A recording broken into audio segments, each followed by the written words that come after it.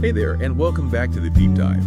We have a fascinating stack of source material today, and it's all focused on one of the most practical and direct pieces of writing in the entire Christian Greek scriptures. We're talking about the letter of James, specifically the first chapter. This is one we absolutely had to do. James chapter 1 is less like a dense theological treatise and more like a high-intensity action plan. An action plan, I like that. Yeah, it's basically a handbook on spiritual maturity and consistency. It just immediately challenges you to move beyond only hearing the wisdom and to start, actually doing it.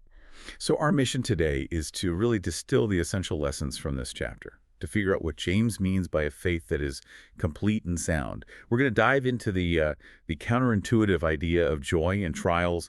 We're tracking down the real source of temptation. Which is a big one. A huge one. And we're getting a crystal clear definition of what true, clean worship actually looks like. And if you connect all those dots, the trials, the wisdom, wealth, anger, worship, you realize James is giving us the ultimate guide on self-control. Self-control, how so? Well, how to control your mindset, how to control your mouth, and how to control your motives. That thread of consistency, it runs through the entire chapter. Okay, let's unpack that roadmap. First things first, we need to know who wrote it. Who is this voice guiding us through such challenging material? The author introduces himself just as James, and our source material identifies him as James, the half-brother of Jesus Christ. Wow. Yeah, and a highly prominent elder in the Jerusalem congregation of Christians. That context is just incredible. He could have led with the most impressive credential imaginable. James, brother of the Messiah.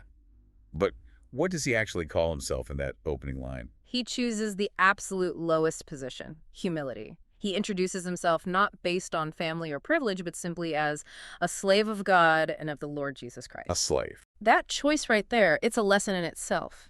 He's telling you that the highest honor isn't who you know, but who you serve. Your defining feature should be humble servitude. That just flips the world's idea of status completely on its head. So he has this powerful, humble authority. Who's he writing to? He's writing to the 12 tribes that are scattered about. Now, while that phrase sounds like ancient Israel, he's really addressing the spiritual nation of God, the early Christians. The ones who are scattered all over. Exactly. Dispersed throughout the Roman world, facing really intense persecution and trials. And the timing here is important.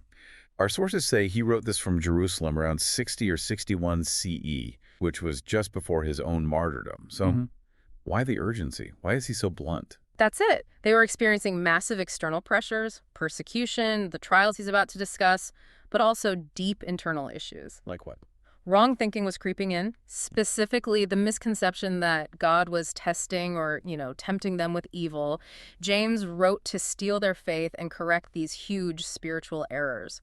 And here's where that counterintuitive wisdom really kicks in. He just jumps right into those external pressures, telling the reader, "Consider it all joy, my brothers, when you meet with various trials." I mean, wait a minute.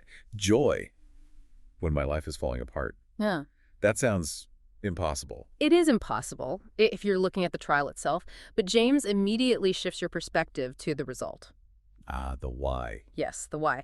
He explains that the tested quality of your faith produces endurance. Think of it like a forge.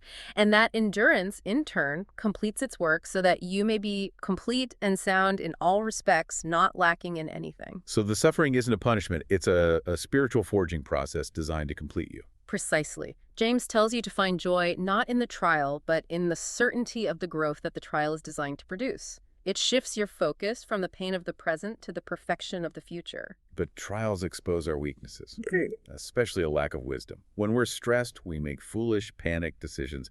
We need to know how to endure. And that's the brilliant pivot he makes in verse 5.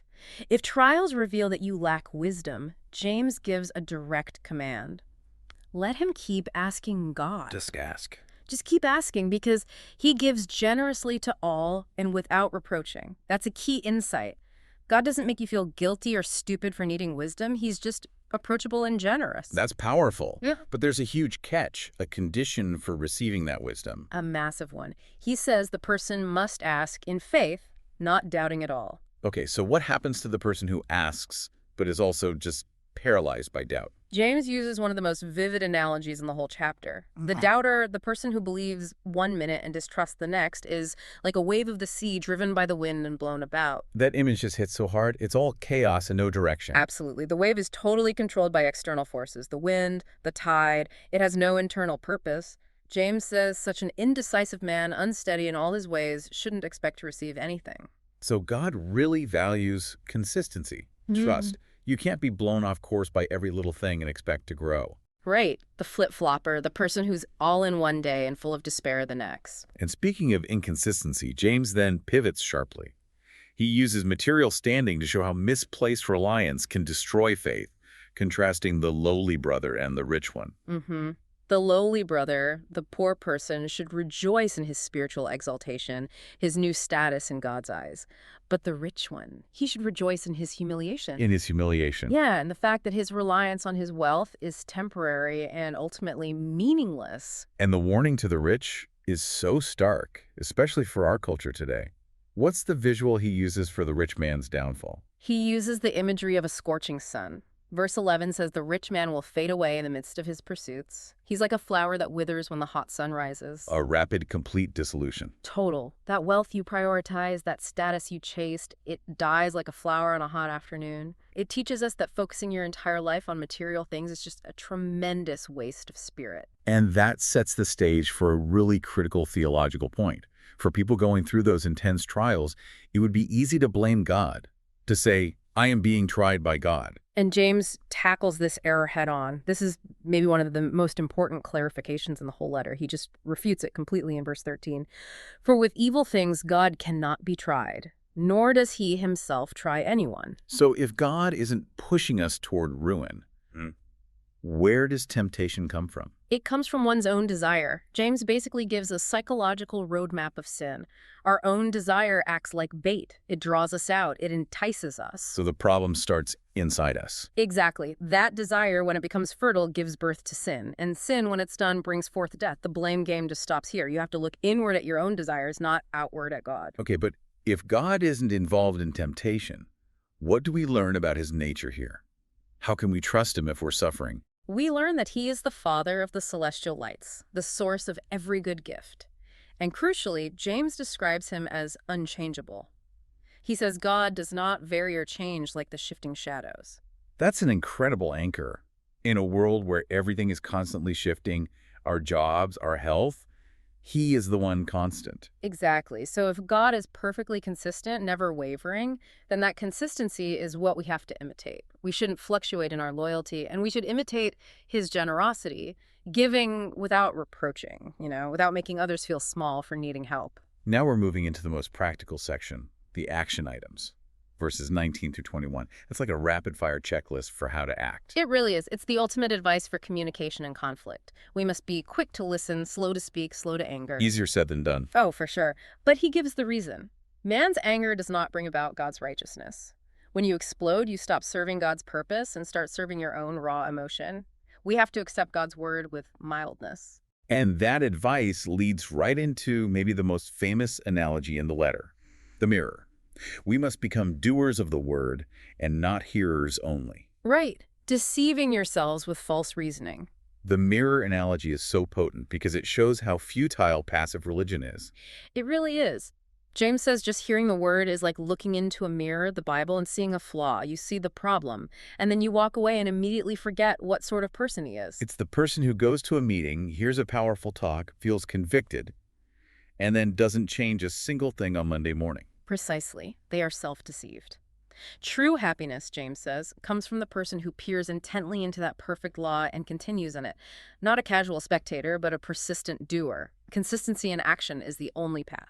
And speaking of action, James concludes the chapter by outlining two fundamental things that make worship clean and undefiled.